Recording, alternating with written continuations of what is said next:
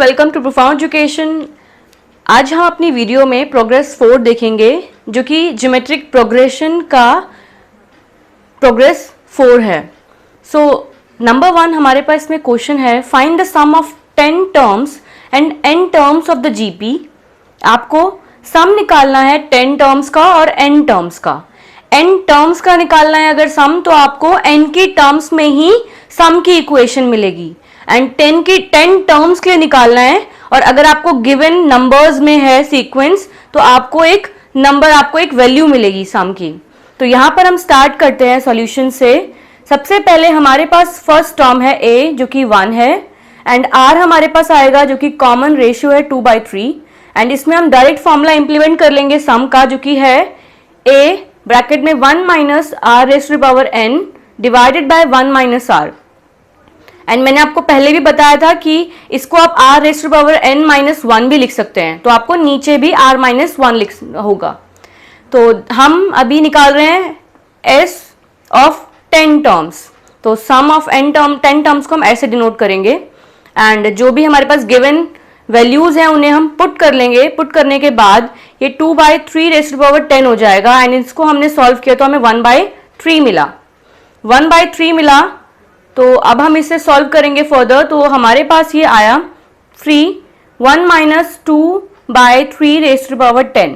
ये 1/3 को हम यहाँ ऊपर ले आए तो वो मल्टीप्लाई में आ गया एंड तो ये हमारे पास सॉल्यूशन आ गया है सम ऑफ 10 टर्म्स के लिए। इसको हम फर्दर सॉल्व कर सकते हैं। 2/3 को मल्टीप्लाई करना होगा 10 टाइम्स, देन उसके बाद आपके पास जो वैल्यू आएगी उसको माइनस करेंगे 1 से एंड पूरे नंबर को सॉल्व होने के बाद आपको 3 से मल्टीप्लाई करके आपको सम मिल जाएगा। एंड इसमें अब हमारे पास सेकंड क्वेश्चन होगा n टर्म्स के लिए। तो n टर्म्स के लिए भी हम सीधा फॉर्मूला इंप्लीमेंट कर लेंगे, लेकिन यहाँ पर n की जगह पे आपको n ही लिखना होगा क्योंकि आपके पास ये एक वेरिएबल में आपके पास यहाँ पे सॉल्यूशन आएगा। तो हमारे पास ये पुट करने के बाद r और a की वैल्यू ये हो गया 1 माइनस 2/3 n। तो ऐसे हमारे पास ये सम टू n टर्म्स के लिए भी हमें सॉल्यूशन मिल गया। नेक्स्ट क्वेश्चन देखते हैं, find the sum of 12 terms and n terms of the GP. ये भी हमारा एक सेम क्वेश्चन है, आपको सीक्वेंस गिवन है एंड 12 टर्म्स के लिए सम निकालना है और n टर्म्स के लिए। तो वही जो गिवन पार्ट है उसको सॉल्व कर लेंगे एंड इंप्लीमेंट कर देंगे उन सारी वैल्यूज को जो जो हमारे पास गिवन है फॉर्मूला के अंदर। तो हमारे पास ये सम आ जाएगा 12 टर्म्स के लिए और ये सम आ जाएगा n टर्म्स के लिए। नेक्स्ट क्वेश्चन देखते हैं, question number 3। Friends question number 3 हमारे पास एक नया क्वेश्चन है, देखते हैं इसको। Find the sum to n terms of the series.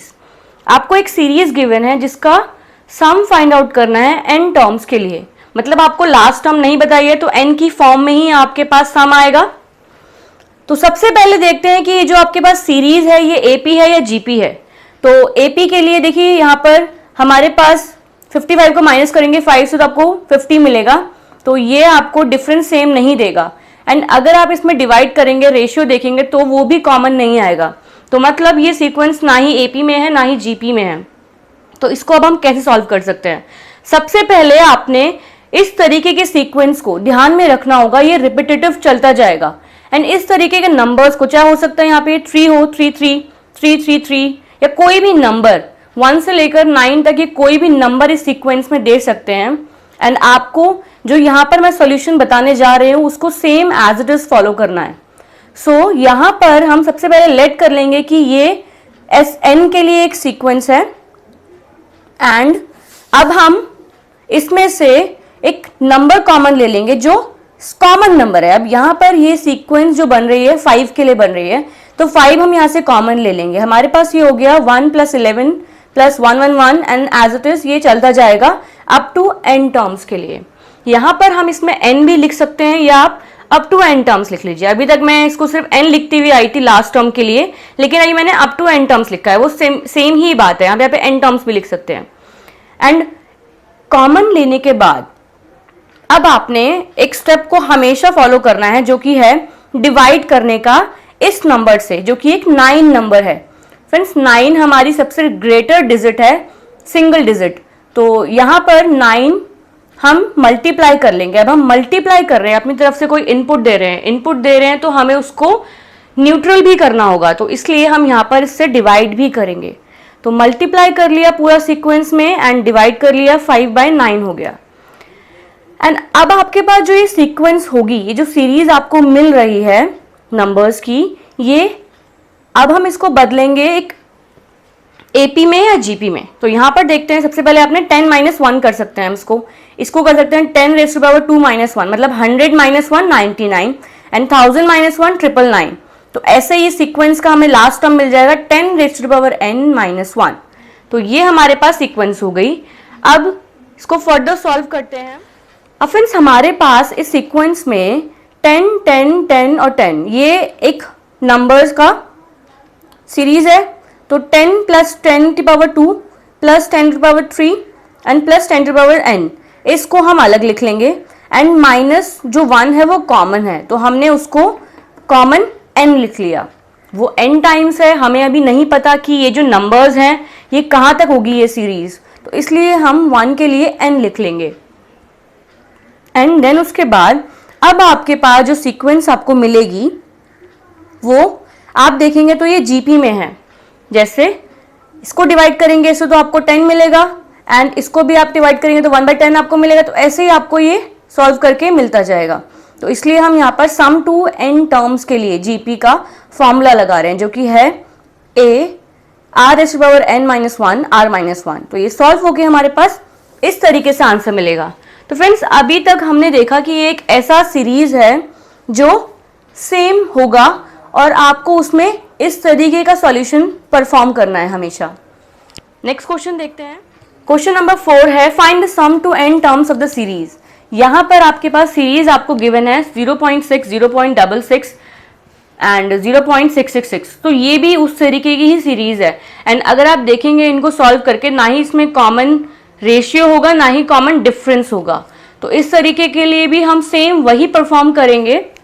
सबसे पहले जो कॉमन नंबर है वो 6 है, तो 6 कॉमन ले लेंगे। एंड उसके बाद अब हम इसमें से ये 0.1 हुआ, 0.11 एंड 0. अब 9 की मल्टीप्लाई करेंगे, 9 की मल्टीप्लाई होगी एंड डिवाइड में भी आएगा, तो ये इस तरीके से आपको दिखेगा। अब इसके बाद अब हम इसको सॉल्व कैसे कर सकते हैं। लास्ट टाइम वो एक 9 था, तो 10-1 हमने किया था, तो यहाँ पर ये 0.9 है, तो सबसे बड़ी डिजिट इसमें होगी 1, तो 1 - 0.1, 1 - 0.01 एंड ऐसे ये सीक्वेंस आपके पास बन जाएगी। अब इसको भी आप अलग कर सकते हैं, डिफरेंशिएट कर लेंगे तो ये हो जाएगा 1 के लिए n लिख लेंगे हम, देन माइनस, यहाँ पे माइनस हम इसलिए लगा रहे हैं क्योंकि इनके बीच में माइनस है और इनका सम कर रहे हैं तो कॉमन में माइनस आ जाएगा, ताकि हम इनके बीच में प्लस कर सकें, जो कि 0.1 है। देखिए यहाँ पर 0.1 है, ये भी माइनस का 0.01 है, ये 0.001 भी माइनस का है, तो हमने माइनस कॉमन ले लिया ये रहा एंड बाकी सारे को प्लस में लिख लिया। प्लस में हमने इसे लिखा क्योंकि हम सम निकाल रहे हैं एंड इसमें हम फर्दर फिर सम टू n टर्म्स का फॉर्मूला इंप्लीमेंट करेंगे। तो फ्रेंड्स यहाँ पर हमारे पास ये फॉर्मूला इंप्लीमेंट करने के बाद हमारे पास सॉल्यूशन आया 2/3n - 1/9, 1 - 0.1n एंड ये हमारे पास सॉल्यूशन है। अगर आपको हमारी वीडियोस पसंद आई है तो लाइक करें, हमारी आगे आने वाली वीडियोस में अपडेट रहने के लिए सब्सक्राइब करें और दोस्तों अगर आपके कुछ सजेशंस हैं तो हमें कमेंट करें। Thank you.